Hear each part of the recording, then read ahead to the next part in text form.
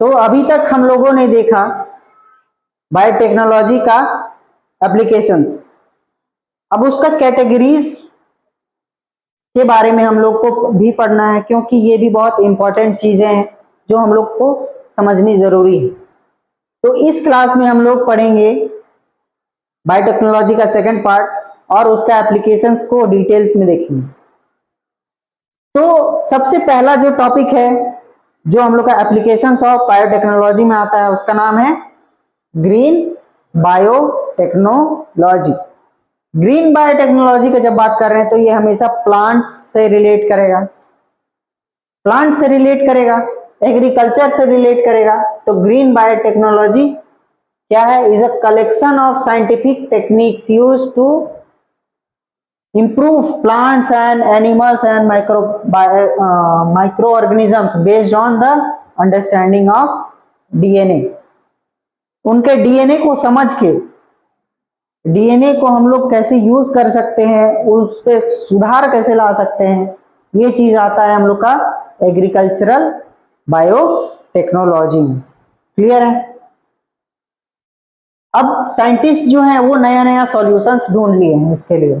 पहला, increase agricultural productivity, छोटे से लैंड में एक प्लांट को लगाना और बहुत सारा पौधा उगा देना, ये चीज हम लोग को मिलता है। आजकल आ गया ना हाइब्रिड, हाइब्रिड किसका देन है? हम लोग का ग्रीन बायोटेक्नोलॉजी का। क्लियर है?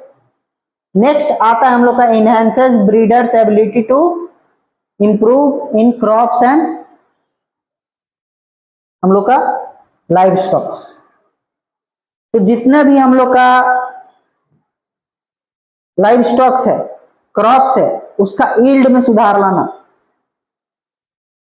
एक पेड़ में 3 आम लग रहा था, एक पेड़ में 13 आम कैसे लगाएंगे?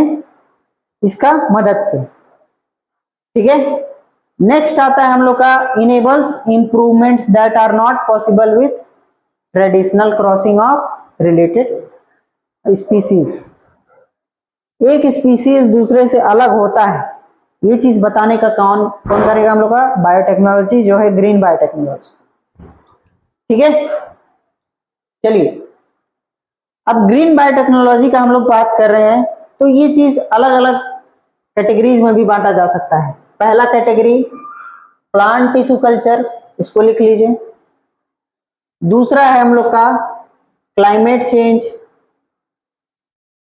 तीसरा है हाइब्रिड्स। चौथा है बायो फर्टिलाइजर्स चाहे बायो पेस्टिसाइड्स। नेक्स्ट है हम लोग का बायोजेनेटिक इंजीनियरिंग, मतलब उसका डीएनए से छेड़छाड़ करना। ये सारे चीज आते हैं हम लोग के बायोटेक्नोलॉजी जो है ग्रीन बायोटेक्नोलॉजी का पार्ट्स। क्लियर है?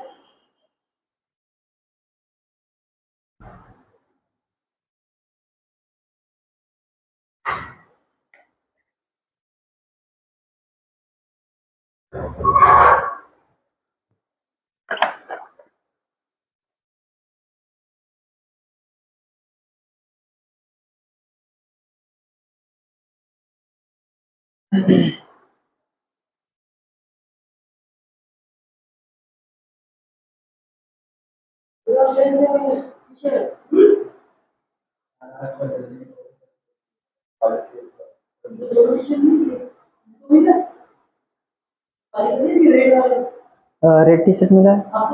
अच्छा, आज मिलेगा। ठीक, हो गया? क्लियर? चलिए आगे बढ़ते हैं हम लोग। अब ग्रीन बायोटेक्नोलॉजी हम लोग बात कर रहे हैं, ये अलग अलग हम लोग का एग्रीकल्चरल टेक्निक्स जो होता है उसको यूज करते हैं हम लोग। राइस को, चाहे जितना हम लोग का व्हीट है, किसी किसी का दाना छोटा रहता है, किसी का बड़ा रहता है, कोई सेंट देता है, कोई नहीं देता है, कोई क्या कर रहता है, बड़ा बड़ा दाना रहता है, लंबा बासमती। तो सबका वेरिएशंस अलग अलग होता है।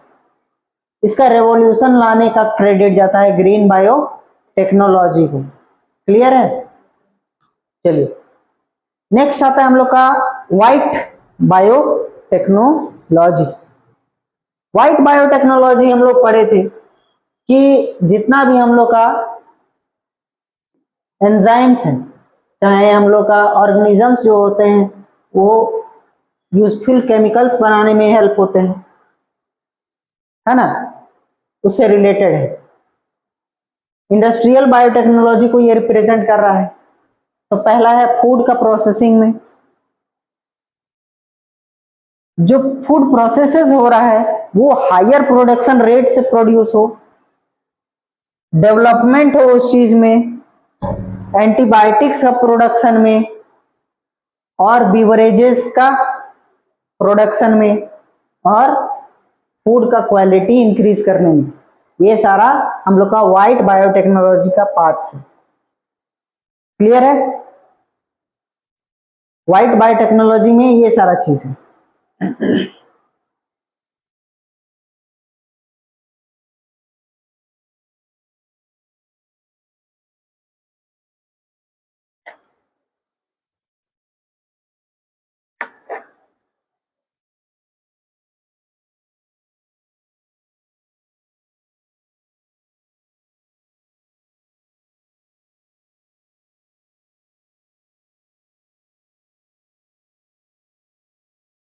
क्लियर? चलिए आगे बढ़े। अब इसका यूजेस का बात करते हैं। जब व्हाइट बायोटेक्नोलॉजी का यूज का बात करते हैं तो हम लोग को अलग अलग इंडस्ट्रियल प्रोसेसेस में हम लोग का इसका यूज दिखता है। मैन्युफैक्चरर्स जो होते हैं अलग अलग प्रोडक्ट्स के, वो क्या करते हैं, मेजर सेफ्टी मेजर्स अपनाते हैं। इतना डिग्री पे बॉईल करना है, इतना डिग्री पे ठंडा करना है, इतना डिग्री पे उसको स्टोर करना है, सारी चीज का ध्यान रखा जाता है ना, ताकि उसमें फंगस ना लगे, बैक्टीरिया ना लगे। यही सारा मेजर्स होता है। नाइट्रोजन गैस फिल किया जाता है पैकेट फूड में। तो ये सारा चीज जो होता है वो हम लोग तभी जान सकते हैं जब हम लोग को पता हो कि ये चीज उसमें खराब नहीं होगा, है कि नहीं। अचार को डुबा के रखा जाता है तेल में, तेल में एंटीबैक्टीरियल एंटी फंगल गुण होता है, तभी तो उतना दिन तक प्रिजर्व रखता है उसको, है कि नहीं। टेम्परेचर्स को मेंटेन करने में और जितना हम लोग का एंजाइम्स है, माइक्रो ऑर्गेनिजम्स है, उससे उस चीज को बचाने के लिए व्हाइट बायोटेक्नोलॉजी का होना बहुत जरूरी है। क्लियर है? चलिए आगे बढ़े। नेक्स्ट आता है हम लोग का रेड बायोटेक्नोलॉजी। रेड बायोटेक्नोलॉजी हम लोग पढ़े थे ना, हम लोग का ब्लड से रिलेट करेंगे।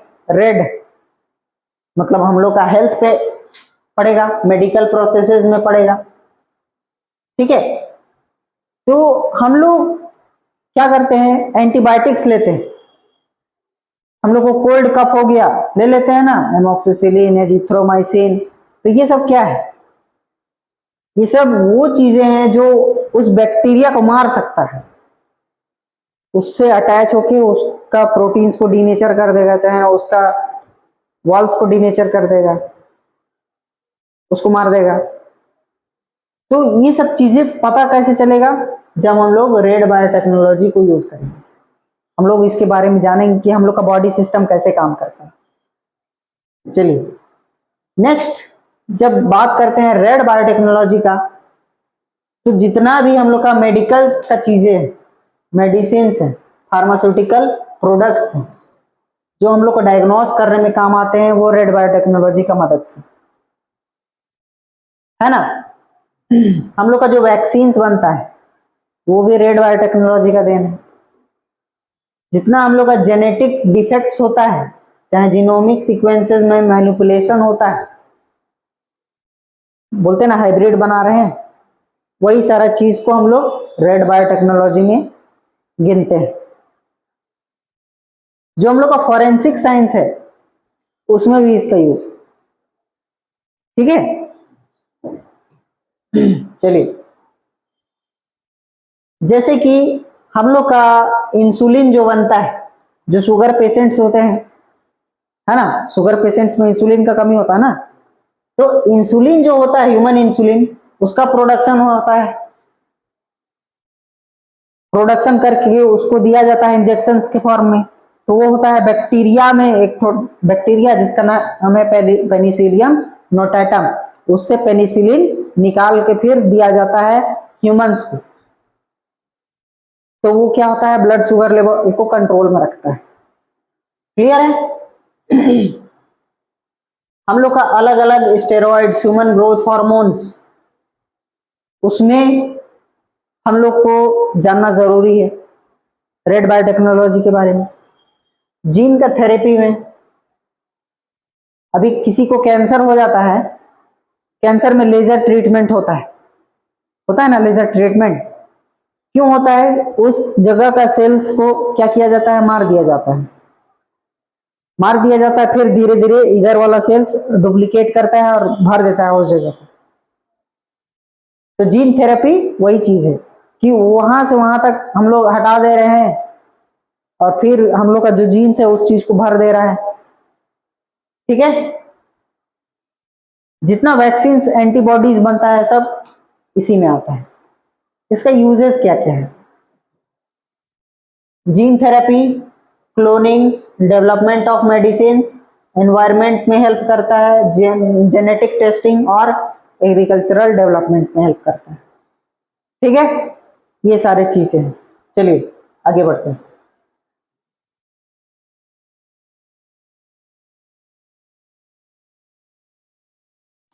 नेक्स्ट टॉपिक जो है हम लोग का, इसको बंद करिए और फिर से चालू कीजिए। ये नेक्स्ट टॉपिक है।